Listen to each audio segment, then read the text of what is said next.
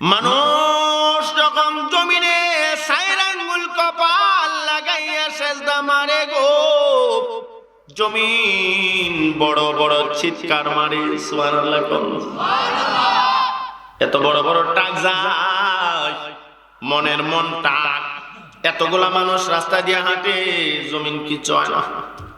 জমিনের উপরে কোদাল দিয়া, এরপর আরো কত কিছু দিয়া মাটি করে জমিন কি চয় না? কিন্তু এই চার আঙ্গুল কপাল জমিনে লাগাইলে পড়ে জমিন জোরে জোরে চিৎকার মারে। কেন? কারণ চিনি না না। এই জমিন চিৎকার দিয়া দিয়া বলে, আল্লাহ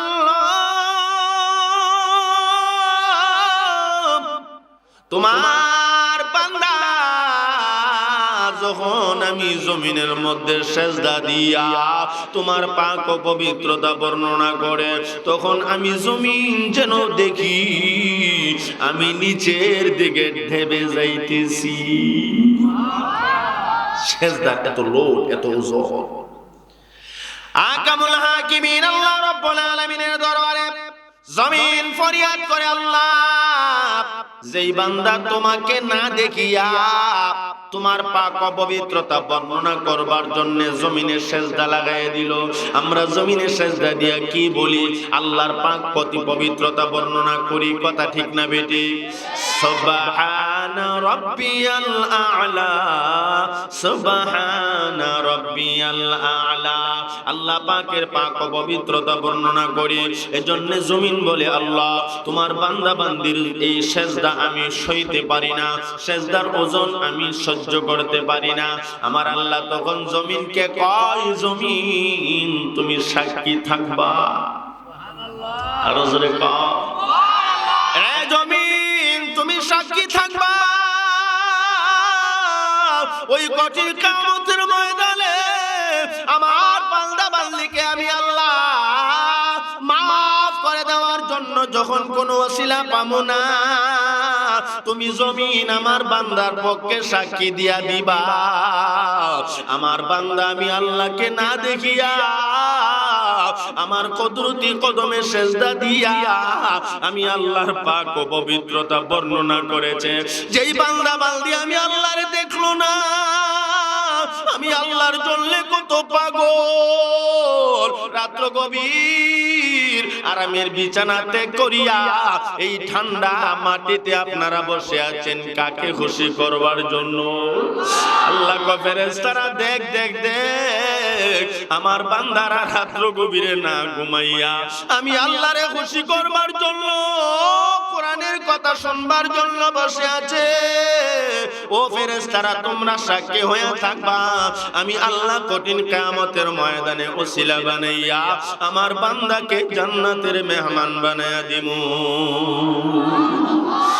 জমিনকে আল্লাহ সাক্ষী রাখবে আর বলবে, ও জমিন তুমি সাক্ষী থাকবা, আমার বান্দারা কোনদিন আমি আল্লাহরে দেখে না, আমি আল্লাহর পাগল হইয়া ঠান্ডা পানি দ্বারা ওযু বানাইয়া মসজিদে গিয়া আমি আল্লাহর কুদরতে কদমের সেজদা দিয়েছে।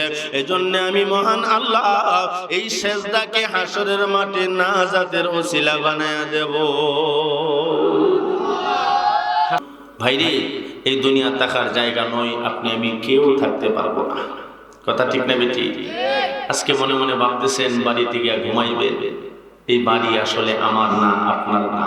এই বাড়ি, আমি বলি আমার বাড়ি, আমার ঘর, আমার ধন সম্পদ, আমার জমি জামা, আমার বলতে কিছুই নেই।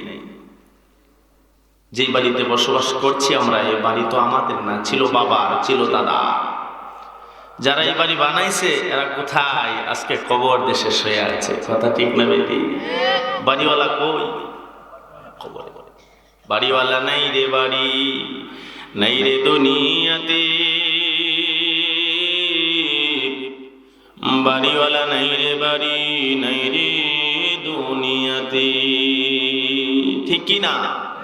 চোখের পলকে তুমি হতে পারো লাশ, চিরতরে বন্ধ হবে তোমার নিঃশ্বাস। চোখের পলকে তুমি হতে পারো লাশ, চিরতরে বন্ধ হবে তোমারই নিঃশ্বাস, হবে এলান তোমারই নাম মসজিদের মাইকে, আরে হবে এলান তোমারই নাম মসজিদের মাইকে।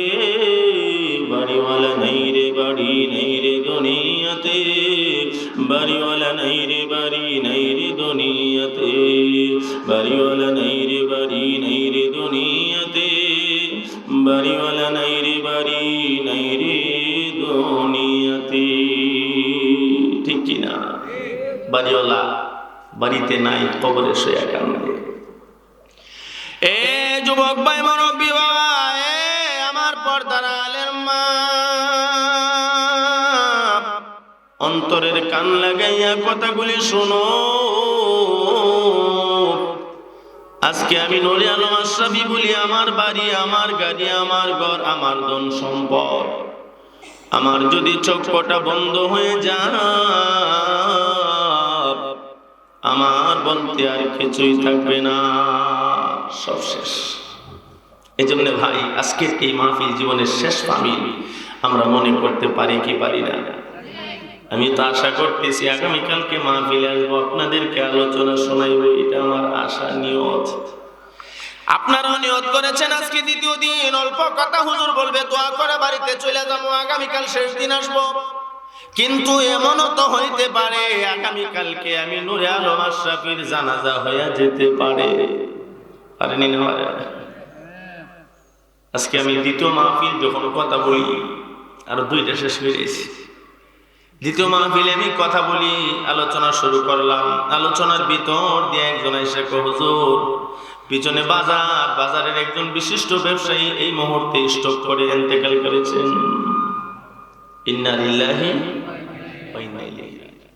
সুস্থ মানুষ, ভালো মানুষ নাই। আমার আপন চাচাতো ভাই গত কয়েকদিন আগে, গরিব মানুষ, কাম কাজ করে, সকালে বাড়ি থেকে বের হয়েছে 8টার দিকে, বলছে আমি যাচ্ছি তো চলে আসবো। গেলেন নিজের ইচ্ছায়, সুস্থ মানুষ, সকালবেলা বাড়ি থেকে বের হলেন, বিকালে আর সুস্থ মানুষ আসতে পারে নাই, লাশ হইয়া বাড়িতে আসছে। এই জন্য ভাই, কখন কে দুনিয়া থেকে বিদায় হয়ে যাব কারো জানা নাই। এই জন্য আজকের মাহফিলটাকে শেষ মাহফিল মনে করে আল্লাহর দরবারে তওবা করি, আল্লাহ পাক আমাদের মাফ করে দেন কোনা আমি। এই যে আমি বসলাম, এই মুহূর্তে যদি আজরাইল আলাইহিস সালাতু ওয়াস সালামকে আল্লাহ পাঠাইয়া দেয়, আমি যদি আপনাদের সবাই নিয়ে আজরাইলের হওয়া দৌড়ি, বলে হুজুর আগামীকালকে এখানে শেষ দিন আসবে আজরাইল, তুমি একদিন পরে আয়ো, মানবনি? ফেসবুক, সোশ্যাল মিডিয়া যারা ব্যবহার করেন, আপনারা হয়তো দেখেছেন, এক বক্তা ওয়াজ করতেছে মৃত্যুর যন্ত্রণা, কবরের আযাব। সম্ভবত ভারতের কোনো বক্তা হবে, হিন্দি ভাষা, উর্দু ভাষা। ইমতিহান নিয়ে আলোচনা করতেছেন, দুনিয়া পরীক্ষার হল। ওয়ালা নাবলুওয়ান্নাকুম বিশাইইন মিনাল খাউফি ওয়াল জুই ওয়া নাকসিম মিনাল আমওয়ালি ওয়াল আনফুসি ওয়াস সামারাত ওয়া বাশশিরিস সাবিরিন।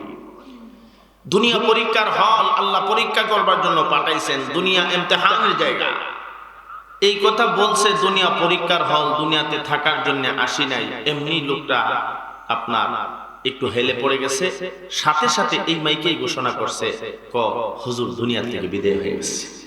ইন্না লিল্লাহি ওয়া ইন্না ইলাইহি রাজিউন। অবাক না এমন ঘটনা? আমাদের দুনিয়াতে থাকাটা এটা নিশ্চিত কোনো বিষয় না, থাকবো এটা কোনোভাবেই আমরা বিশ্বাস করতে পারি না।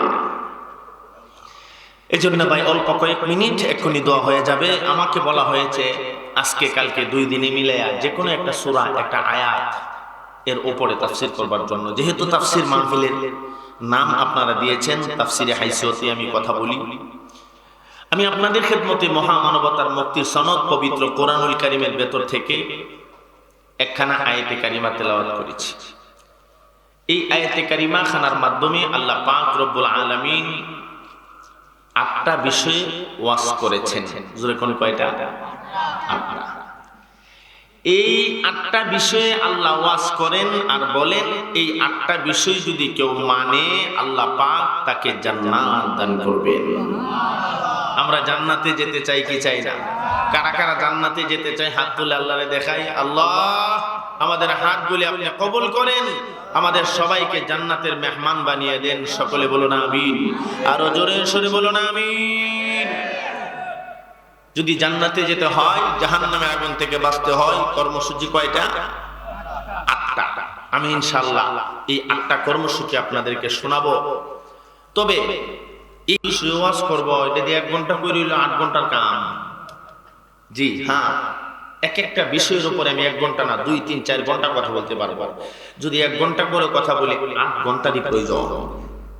তবে আমি খুব সংক্ষেপে কথা বলবো। আল্লাহ পাক আমাদের সবাইকে ধৈর্যের সাথে আমলের নিয়তে কথাগুলো গ্রহণ করবার তৌফিক দান করুন। সবাই বলুন আমিন। নাও পিছনের হারাম আপনার চিন্তার মধ্যে ঘুরে গেছে। এরা কত হইলো হুজুরে মাইকদা কইতাছে দোয়াটা করবো, দোয়া করবার লেগে বইছি, তাই না করে 8 বিষয় ওয়াজ করবো না ভাই। আজকে খালি আমার প্রথম দিন হিসেবে আপনাদের দ্বিতীয় দিন ওয়াজের মুখটা একটু খুলে দেওয়া যায়, এরপরে আগামীকালকে ইনশাল্লাহ ওয়াজের ভিতরে ঢুকবো। ঠিক আছে না ইনশাল্লাহ? ওয়াজ তো বস্তা ভরা, বস্তা বান দেওয়া, ঠিক নেই আব্দুল্লাহ সাহেব? এই বস্তার মুখটা আজকে খুলবো, আগামীকালকে ইনশাল্লাহ বস্তার ভিতরে সব ওয়াজ করবো ইনশাআল্লাহ। আল্লাহ তৌফিক দিলে। এই আয়াতে কারিমা যখন আমাদের নবীজির উপরে নাযিল হয়, তো নবীজি সাল্লাল্লাহু আলাইহি সাল্লাম জিবরাইল আমিনকে জিগায়, ও জিবরাইল, এই আয়াতের মধ্যে তো আল্লাহ পাক বলেছেন ওয়া ইয আখাযনা মিসাকা বানি ইসরাঈল, যখন বনি ইসরাঈল সম্প্রদায় আল্লাহর সাথে অঙ্গীকার করেছিল, ওয়াদা করেছিল 8টা বিষয়ের উপরে আল্লাহ পাক বলেছিল, যারা অঙ্গীকার করেছো তোমাদের দুনিয়ার আযাব গজব উঠায় নেব। আল্লাহ পাক তো বনি ইসরাঈল সম্প্রদায়কে বলেছিল দুনিয়ার আযাব আর গজব উঠায় নেবে। আমার উম্মতে এই 8টা বিষয় মানলে কোনো লাভ আসেনি না নাই? আওয়াজ দিয়া কোন না। এই আয়াতের শানে নজুল প্রেক্ষাপট বা পূর্ব কথা বলতে পারেন। নবীজি সাল্লাল্লাহু আলাইহি ওয়াসাল্লামের উপরে এই আয়াতে কারিমা নাযিল করে আল্লাহ পাক জানায়া দিলেন বনি ইসরাঈল সম্প্রদায় কে আল্লাহ পাক ঘোষণা দিয়েছিলেন তোমাদের দুনিয়ার আযাব আর গজব আমি আল্লাহ উঠায় নেব 8টা বিষয় মানলে। কয়টা বিষয়? বনি ইসরাঈল সম্প্রদায়ের উপরে আল্লাহ পাকের পক্ষ থেকে আযাব আসছিল 2টা। জোরে কোন কয়টা? 2টা। 1 নাম্বার, বনি ইসরাঈল সম্প্রদায়ের উপরে আল্লাহ পাক আযাব দিয়েছিলেন ব্যাঙের। 2 নাম্বার, বনি ইসরাঈলের প্রতি আল্লাহ আযাব দিয়েছিলেন মশার। কেন দিয়েছিল? তাফসীরের ব্যাখ্যাতে হযরত উলামায়ে কেরাম লেখেন,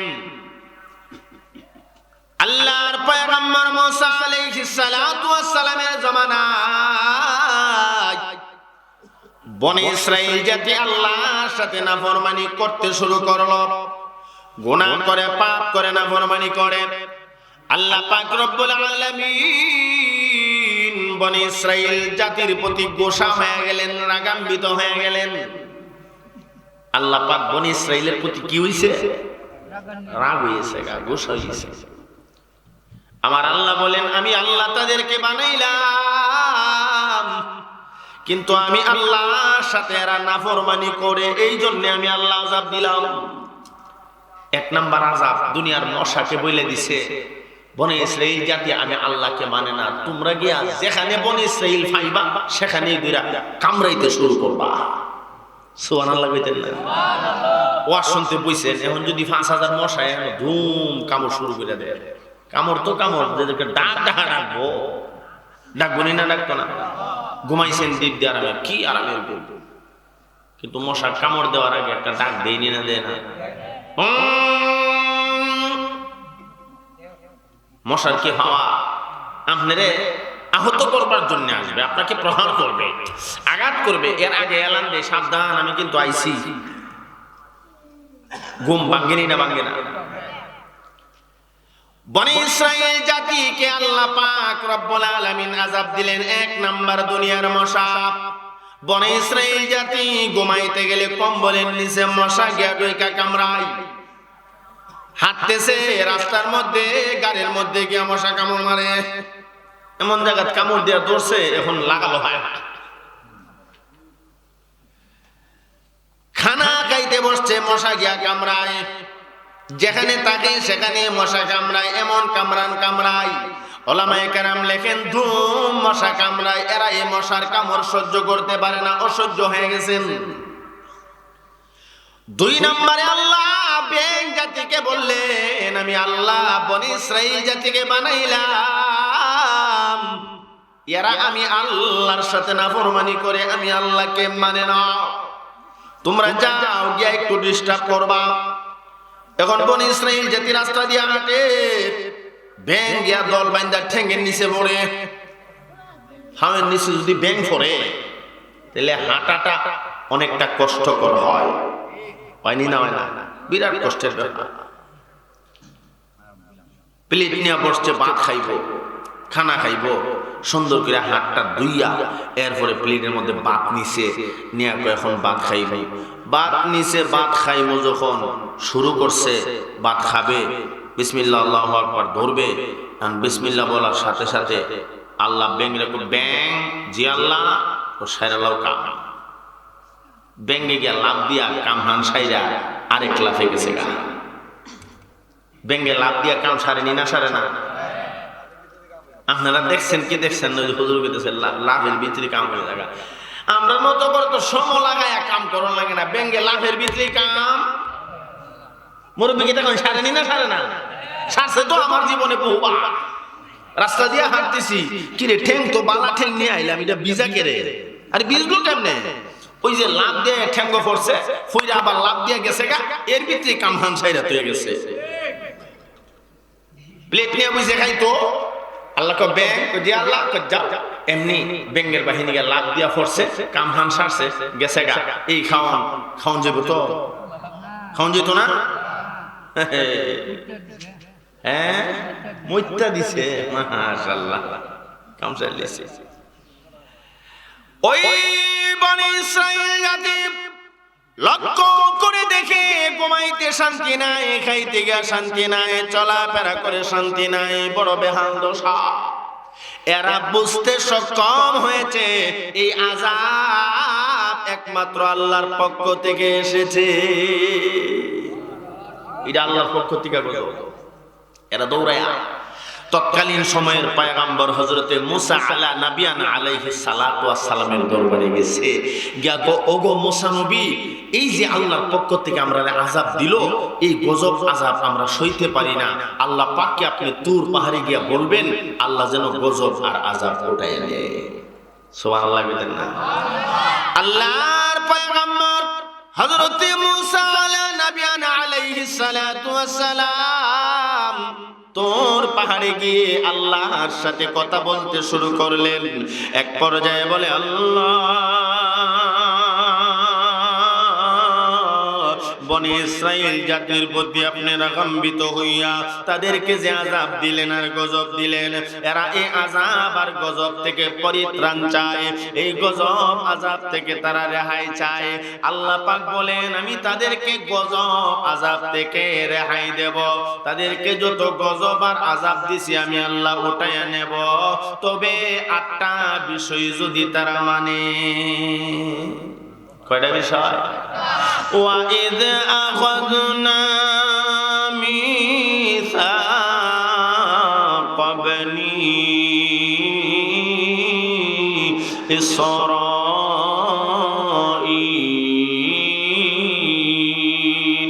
আল্লাহ পাক রব্বুল আলামিন পয়গম্বর মুসা নবীকে বলে দিলেন, হে পয়গম্বর মুসা, আমি আল্লাহ এই বনি ইসরাইল জাতিকে এই বিষয়গুলো দিলাম, তারা যদি এই বিষয়গুলো মানে আমি আল্লাহ তাদের দুনিয়ার আযাব গজব উঠায় নেব।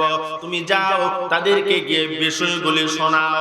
এদের সামনে আইসা পয়গম্বর বিষয়গুলি শোনায়া দিলেন আর বলে দিলেন, যদি এই বিষয়গুলি তোমরা মানো আল্লাহ দুনিয়ার আযাব আর গজব উঠায় নেবে, মশা কামড়াবে না, ব্যাঙ ডিস্টার্ব করবে না। সুবহানাল্লাহ, সুবহানাল্লাহ।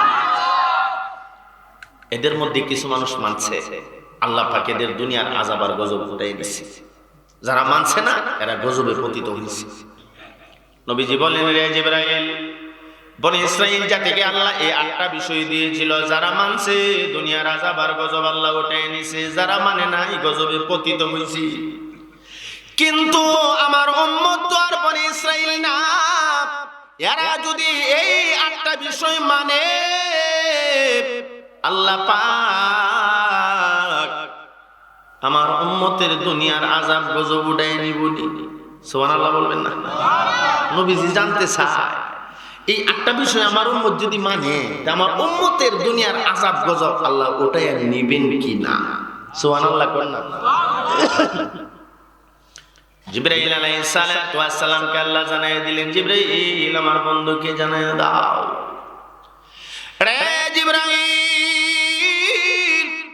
আমার বন্ধুকে জানায় দাও, বনি ইসরাইল জাতি এই 8টা বিষয় যারা মেনেছে আমি আল্লাহ তাদের দুনিয়ার আযাব গজব উঠায় নিছি।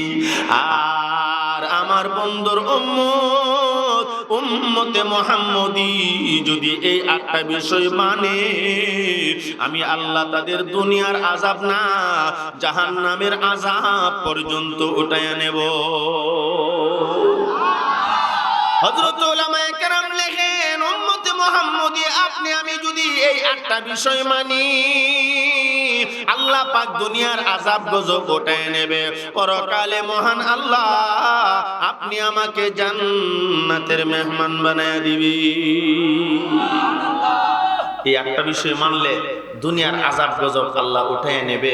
আমাদের জন্য স্পেশাল সংবাদ হলো জাহান্নামের আযাব পর্যন্ত আমাদের জন্য হারাম হয়ে যাবে, জান্নাতের মেহমান আমরা হয়ে যাব। বিষয় মানতে হবে কয়টা? আরো জোরে কোন? 8টা। একটা বলে ফেলি, এরপরে দোয়া করে ফেলি, আল্লাহ বাঁচাইলে আগামী কালকে 7টা কই মনে, ঠিক আছে না? একটা কই লাই আল্লাহ পাক বলে ওয়া ইদ আখাযনা মিসাক বনি ইসরাঈল লা তা'বুদুনা ইল্লাল্লাহ। এক নাম্বার বিষয়টা হলো যারা দুনিয়াতে আযাব আর গজব থেকে বাঁচতে চাও, জাহান্নামের আযাব থেকে বাঁচতে চাও, আমি আল্লাহর তৈরি জান্নাতের মালিক হইতে চাও, এক নাম্বার করণীয় হলো লা তা'বুদুনা ইল্লাল্লাহ, আমি আল্লাহ ছাড়া আর কারো উপাসনা করা যাবে না। লা তা'বুদুনা ইল্লাল্লাহ, আল্লাহ ছাড়া আর কারো উপাসনা করা যাবে না। উপাসনা হবে কার? আল্লাহ। আরো জোরে কোন? অন্য জায়গাতে আল্লাহ বলেন ওয়া ক্বাদা রাব্বুকা আল্লা তা'বুদু ইল্লা ইয়া। বান্দা আমি আল্লাহ ফয়সালা করলাম ইবাদত উপাসনা করবা, একমাত্র আমি আল্লাহর ইবাদতই করবা। ইবাদত উপাসনা হবে কার? কারণ আল্লাহ তো আমরা বানাইছেন ওই আল্লাহর ইবাদতের জন্য। আল্লাহ কেন বানাইছেন? আরো জোরে কোন? ওয়া মা খালাকাতুল জিন্না ওয়াল ইনসা ইল্লা লিয়া'বুদুন।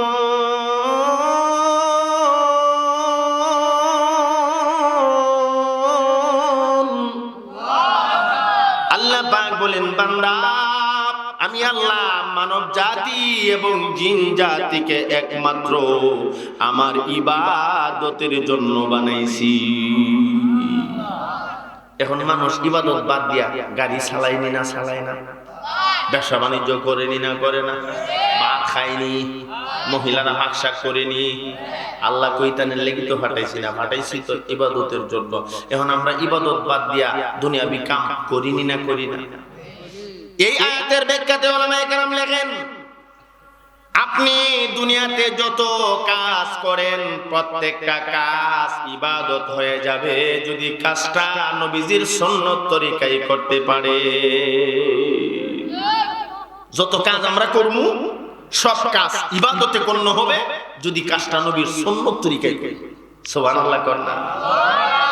ব্যবসা যদি নবীর সুন্নত তরিকায় করেন এই ব্যবসাটা ইবাদতে গণ্য হবে।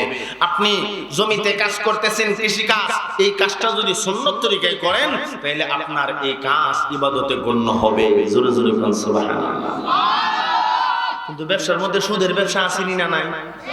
আপনারা অষ্টগ্রাম নাই, আপনারা বাবা মানুষ নাও থাকতে পারে, আমরা সরাইল চুনটা আসিনি না নাই? সুদের বাজার নরম না গরম? সুদ সুন্নত তরিকা ব্যবসা করুন যায় তো? সুদের ব্যবসা সুন্নত তরিকা হইতো না? কারণ নবী সুদের ব্যবসা করছে না? হালাল বাইআ ওয়া হারামার রিবা, ব্যবসাটা হালাল করছেন আল্লাহ, সুদকে হারাম করছেন। সুদ কোনোভাবেই জায়েজের কোনো সিস্টেম নাই। তবে আমরা দেশের সুদখোর যারা, এরা সিস্টেম করে নিয়েছে, আগে কইতো সুদ দেও, এখন সুদ কয় না, কয় ইন্টারেস্ট। ইন্টারেস্ট কইয়া সুদরে আপনার মাটির নিচে দামন করছে। ইন্টারেস্ট কইয়া বেশি টাকা নেই না নেয় না। ভাই মনে কষ্ট নিয়েন না ভাই রে, দুনিয়াতে কেউ থাকবো না, মরে যাব। কবরে গেলে কি নিয়ে যাবেন, আল্লাহর দরবারে কি জবাবটা দিবেন? এই জন্য আল্লাহ পাক রব্বুল আলামিন বলেন, বান্দা যদি জাহান্নামের আগুন থেকে বাঁচতে চাও, আমি আল্লাহর তৈরি জান্নাতের মালিক হতে চাও, দুনিয়ার আযাব গজব থেকে বাঁচতে চাও, কয়টা বিষয় আওয়াজ দিয়া কোন? এক নম্বরে লা তা'বুদুনা ইল্লাল্লাহ, আল্লাহ ছাড়া আর কারো উপাসনা করা যাবে না। সেজদা দিবেন জট্টাপীরের কদমে গিয়া নাকি আল্লাহর ঘর মসজিদে গিয়া, আল্লাহর কুদরতি কদমে? জট্টাপীরের কদমে গিয়া, মাজারে বাজারে গিয়া না। আল্লাহ কো একমাত্র ইবাদত, উপাসনা, সেজদা আমি আল্লাহরে দিবা। আকামুল হাকিমিন আল্লাহ রাব্বুল আলামিন বলেন, বান্দা এই যে চার আঙ্গুল কপাল দাম আসেনি না নাই? আওয়াজ দিয়া কোন? এই হাত আল্লাহ বানাইছেন ফেরেশতাদেরকে দিয়া, পা আল্লাহ বানাইছেন ফেরেশতাদেরকে দিয়া, অঙ্গ প্রত্যঙ্গ সব কিছু আল্লাহ ফেরেশতাদেরকে দিয়া বানাইছেন। আর এই চেহারা মণ্ডল, মুখ মণ্ডলটা আকামুল হাকিমিন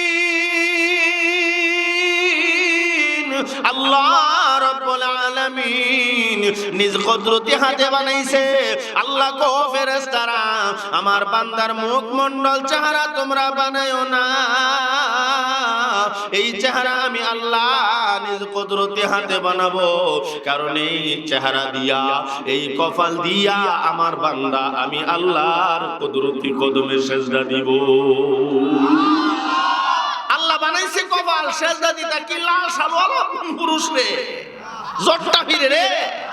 সেজদা দিব কাকে? ইবাদত হবে কার? একমাত্র আল্লাহ।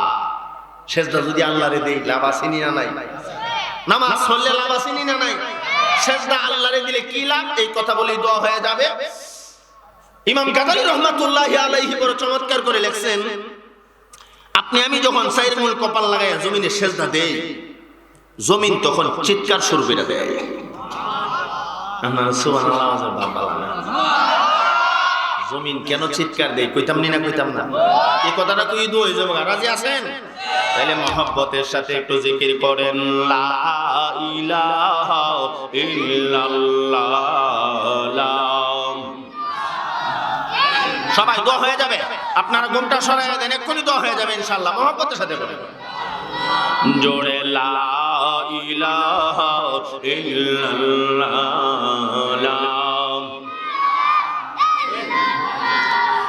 আসমান জমিন গায়রুল্লাহ, বলেন আসমান জমিন গায়রুল্লাহ, নদী নালা গায়রুল্লাহ, পাহাড় পর্বত গায়রুল্লাহ, আমার মাবুদ শুধু এক আল্লাহ, লা ইলাহা জোরে লা ইলাহা ইল্লাল্লাহ, লা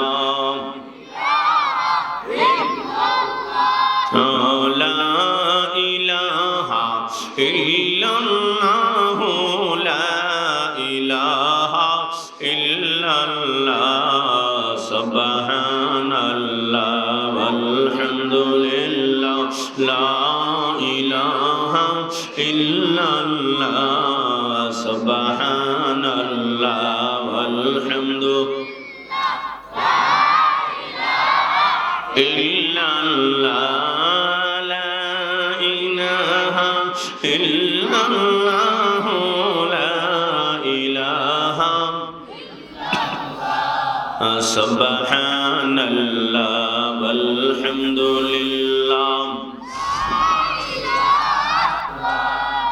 লা ইলাহা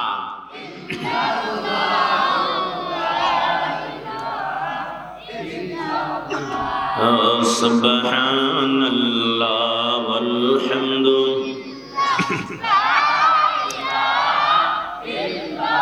লা ইলাহা ইল্লাল্লাহ মুহাম্মাদুর রাসূলুল্লাহ সাল্লাল্লাহু আলাইহি ওয়াসাল্লাম। জমিনে সেজদা দিলে জমিন খুশি হয়, হাসি দেয়, কথা ঠিক নেই? এই ওয়াজটা বুঝছেন আপনারা? জমিনে আমরা সেজদা দিলে জমিন হাসি দেয়। মানুষ যখন জমিনে চার আঙ্গুল কপাল লাগাইয়া সেজদা মারে গো, জমিন বড় বড় চিৎকার মারে। সুবহানাল্লাহ। এত বড় বড় টাক যায়, মনের মন টাক। এতগুলা মানুষ রাস্তা দিয়ে হাঁটে, জমিন কি চয় না? জমিনের উপরে কোদাল দিয়া, এরপর আরো কত কিছু দিয়া মাটি করে, জমিন কি চয় না? কিন্তু এই চার আঙ্গুল কপাল জমিনে লাগাইলে পড়ে জমিন জোরে জোরে চিৎকার মারে। কেন? কারণ চিনি না না। এই জমিন চিৎকার দিয়া দিয়া বলে, আল্লাহ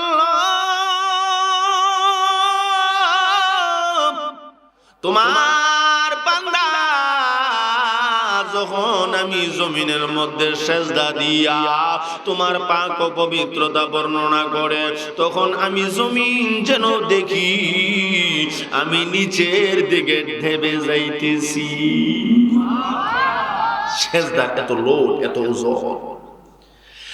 আকামুল হাকিমিন আল্লাহ রাব্বুল আলামিনের দরবারে জমিন ফরিয়াদ করে, আল্লাহ যেই বান্দা তোমাকে না দেখিয়া তোমার পাক পবিত্রতা বর্ণনা করবার জন্য জমিনে সেজদা লাগাই দিল, আমরা জমিনে সেজদা দিয়া কি বলি?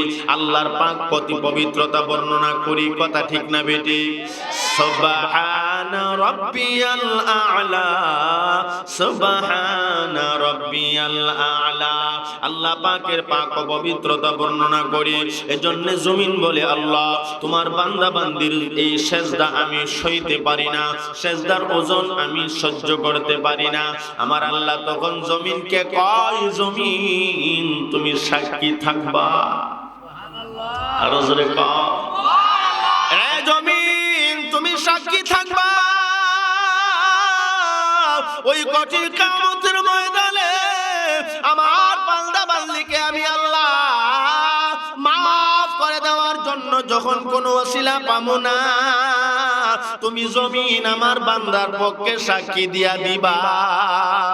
আমার বান্দা আমি আল্লাহকে না দেখিয়া আমার কুদরতি কদমে সেজদা দিয়া আমি আল্লাহর পাক ও পবিত্রতা বর্ণনা করেছে। যেই বান্দা বান্দি আমি আল্লাহরে দেখলো না, আমি আল্লাহর জন্য কত পাগল, রাত্র গভীর আরামের বিছানাতে করিয়া এই ঠান্ডা মাটিতে আপনারা বসে আছেন কাকে খুশি করবার জন্য? আল্লাহ কয়, ফেরেশতারা দেখ দেখ দেখ, আমার বান্দারা রাত্র গভীরে না ঘুমাইয়া আমি আল্লাহরে খুশি করবার জন্য, কোরআনের কথা শুনবার জন্য বসে আছে। ও ফেরেশতারা তোমরা সাক্ষী হয়ে থাকবা, আমি আল্লাহ কঠিন কিয়ামতের ময়দানে ওসিলা বানাইয়া আমার বান্দাকে জান্নাতের মেহমান বানায়া দিমু। জমিনকে আল্লাহ সাক্ষী রাখবে আর বলবে, ও জমিন তুমি সাক্ষী থাকবা, আমার বান্দারা কোনদিন আমি আল্লাহরে দেখে না, আমি আল্লাহর পাগল হইয়া ঠান্ডা পানি দ্বারা ওযু বানাইয়া মসজিদে গিয়া আমি আল্লাহর কুদরতে কদমের সেজদা দিয়েছে। এজন্য আমি মহান আল্লাহ এই সেজদাকে হাসরের মাঠে নাজাতের ওসিলা বানায়া দেব। হাসরের মাঠে নবী কই, আল্লাহ ওসিলা তালাশ করব, কোন ওসিলাই যে বান্দারে আল্লাহ মাফ করে দেয়। কোন ওসিলাই যখন পাবে না, আল্লাহ কইবে নাফরমান যা জাহান্নামে যা। এজন্য আজকের এই মাহফিল যুব সমাজ, আপনারা মুরব্বীরা পরামর্শ দিচ্ছেন, অনেকে দান খয়রাত করছেন, এটা একমাত্র উদ্দেশ্য হাসরের মাঠে যেন নাজাতের ওসিলা হয়। এই বিশ্বাস মুসলমানের আছে না নাই? আরো জোরে কোন আছে কি না? রহমতের ফেরেশতারা জান্নাতের বাগানের চতুর্পার্শ্বে বেষ্টন করে আছে। আল্লাহর নবী কই, এই ফেরেশতারা সাক্ষী থাকবে হাসরের মাঠে, আপনাদের পক্ষে সাক্ষী দিবে। আল্লাহ অষ্টগ্রামের সব মানুষ তো ঘুমাইছিল, কিন্তু তোমার এই অল্প ভাইয়ের বান্দা এরা তো ঘুমায় নাই, তোমারে খুশি করবার জন্য বৈশা ছিল। আল্লাহ তুমি মাফ করে দাও না। প্রতিদিন ফেরেশতারা আল্লাহর কাছে রিপোর্ট পেশ করে, আল্লাহ তোমার বান্দারা কোথায় কে কি চাইছে। আল্লাহ পাক রব্বুল আলামিন এর কাছে ফেরেশতারা রিপোর্ট পেশ করে। আজকে যে আমরা বসলাম দোয়া করবার জন্য, এই রিপোর্ট আল্লাহর কাছে যাবে কি যাবে না? এজন্য কি চাইবেন রাত্র গভীর নজরুল রহমতের সময় যার যার মন থেকে আল্লাহর কাছে চাইবেন। আজকের মতো আলোচনা এখানে শেষ করব। আগামীকালকে আমাদের কথা হবে 7টা বিষয়ের উপরে। দুনিয়ার আযাব গজব থেকে বাঁচতে হলে, জাহান্নামের আযাব থেকে বাঁচতে হলে, আল্লাহর তৈরি জান্নাতের মালিক হতে হলে আপনি আমাকে কয়টা বিষয় মানতে হবে? গেছে কয়টা? বাকি আছে কয়টা? 7টা। আল্লাহ বাঁচাইলে আগামীকালকে আমরা এই 7টা বিষয়ে আলোচনা শুনবো ইনশাআল্লাহ।